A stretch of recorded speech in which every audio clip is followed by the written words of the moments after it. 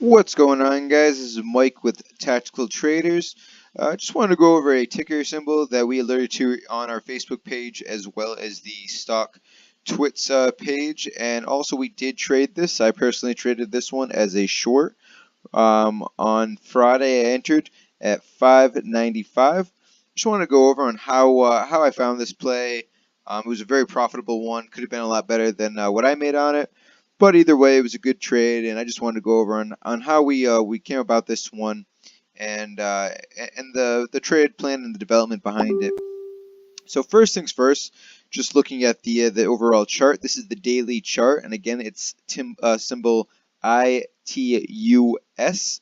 And right off the rip, I noticed that from a couple months ago, we had some resistance right here at the 350. You can see that it was a resistance here, and then it broke through a couple weeks back on January 9th. And then it went up, it did a little bit sideways, and then broke out again on some pretty decent volume and bullish engulfing candles. Alright, so this is when I noticed it. It was on January 25th. The stock moved from about $2.50 all the way up to about $6.50. So this right here was a pretty impressive move. And usually when especially penny stocks, when they move in this type of fashion very quickly, it's usually on some type of hype, earnings, some type of some PR release from the company. So for this case, it was hype on results from a cancer cancer detecting product or something. But anyways, so I did notice that there was a nice bullish, impressive move up. And usually when I see moves like this, I'm going to start looking for a short entry. I saw the news that came out. It was kind of fluffy. I've seen enough PR releases that I know when a company has a certain type of more wording to it that makes me a little suspicious. But to get into the technicals of it, I saw this candle right here form a high of 643. Now this had great volume that day, the most it's had in quite a while, probably at least a week, 2 weeks, and then before that, by far the most. But at the same time, I did notice that the bulls had trouble keeping it above 6, and that's why that long upper wick formed. Now, in comparison to the actual body of the candle, not that big, but it's something that I wanted to keep an eye on. I believe this was on Thursday, so again, going towards the end of the week. Friday, notoriously more of a sell-off kind of day as traders get ready for the weekend.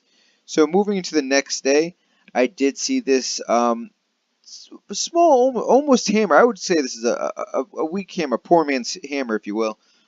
But it was on a lot of selling pressure. And then the RSI that was oversold the day before at around 85, 86. Then dropped down pretty sharply, and you see the MACD also as well starting to go down a little bit. So at this point, I noticed that it showed weakness. There was a hint of weakness the day before, but this really started to confirm that. And like I said, the bulls had trouble getting it above 6, so I figured once I see that go below 6, I will enter short, and I will keep a stop right above 650, kind of where the highs have been, around the 640 range.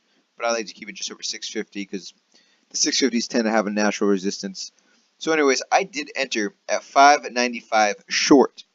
My stop loss was 652.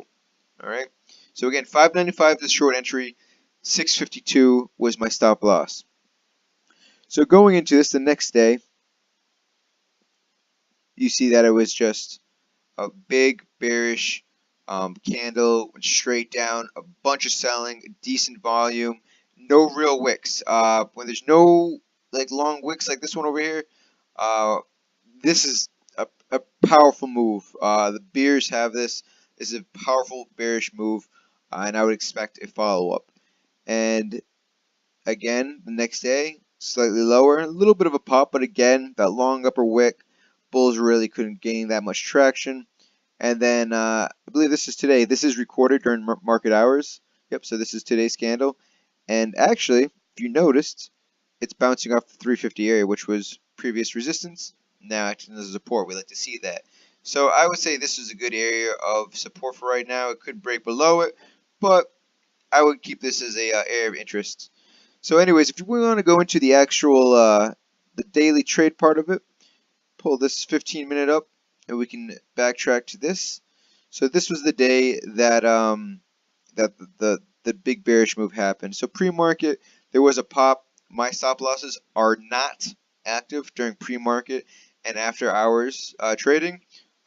They are not 100% accurate moves. They're on low volume. They can be very manipulative.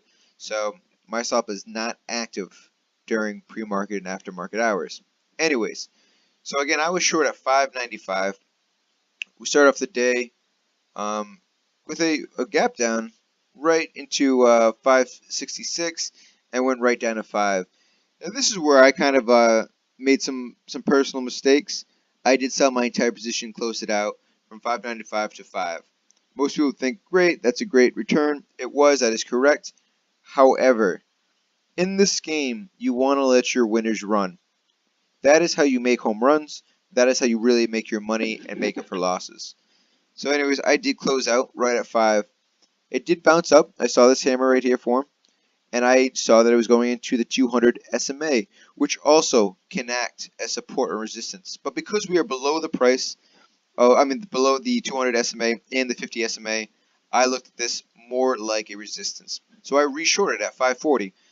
So I was right about here, 540, and the price did temporarily break up a little bit above that, but not much. And again, the price went back down to 5. Now, again, my mistake once again is I did not sell just a portion of my position off. I sold my entire position off. Again, good trade, but I could have made more. As you see, it did drop down another 50 cents to 4.50, and then at the end of the day, another 50 cents down to $4. So I left about a good 20% extra from my original exit of profit on the table. So you know that was my personal mistake. This was profitable, but it could have been a lot better. And if I held on to a little bit longer, maybe sold a third of it here and there, it went all the way down to 350, exactly right where our support was. So you know this could have been a very profitable trade, but it still was a good trade. That is something I personally would work on for my own trading style. So anyways, guys, I just wanted to go over that real quick. This was alerted in our Tactical Traders Facebook page and Tactical Traders StockTwits page. If you're not following us on StockTwits, please do. Thank you for watching. This is Mike again, and have a good one.